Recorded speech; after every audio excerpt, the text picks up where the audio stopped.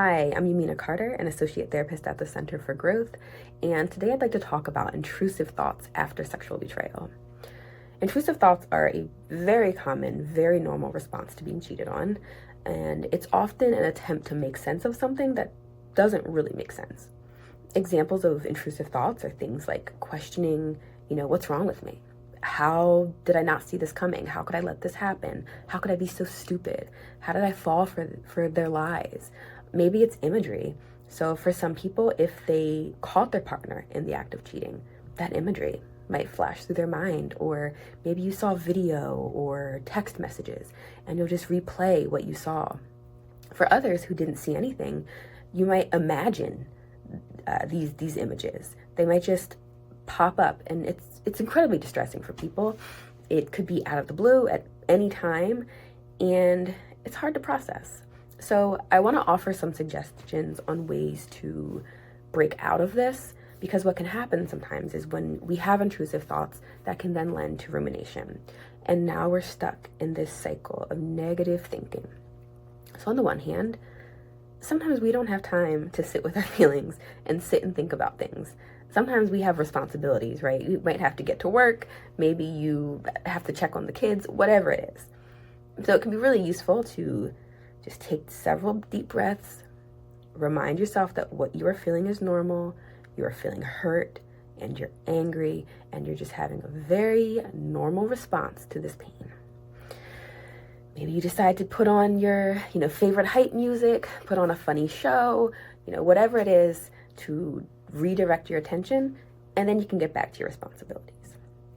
Now, on the other hand, when we do have time, I really encourage folks to give this a shot.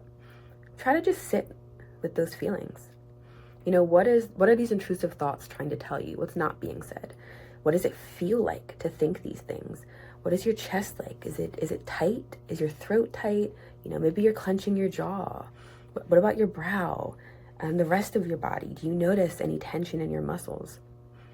And give yourself time to feel this.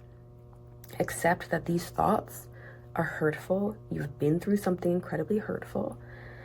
And then take some time to take deep breaths. Try to release any tension that you're noticing. And as you're ready, you can also start to move into more meaning making. So maybe instead of asking yourself, what's wrong with me? How did I let this happen? Why am I so stupid that I didn't see this coming? Maybe you can offer yourself, some grace in that I'm not stupid. I'm trusting. I'm loving. And it really hurts and it's infuriating that my trust and my love were taken advantage of. But at the end of the day, being a trusting and loving person is a beautiful trait to have. And maybe it's not about, oh, this person is probably so much more intelligent, or they're funnier, or they're better looking than me. Maybe that doesn't matter. Maybe it's focusing on what my favorite traits are. What do you love about yourself? Tell yourself that.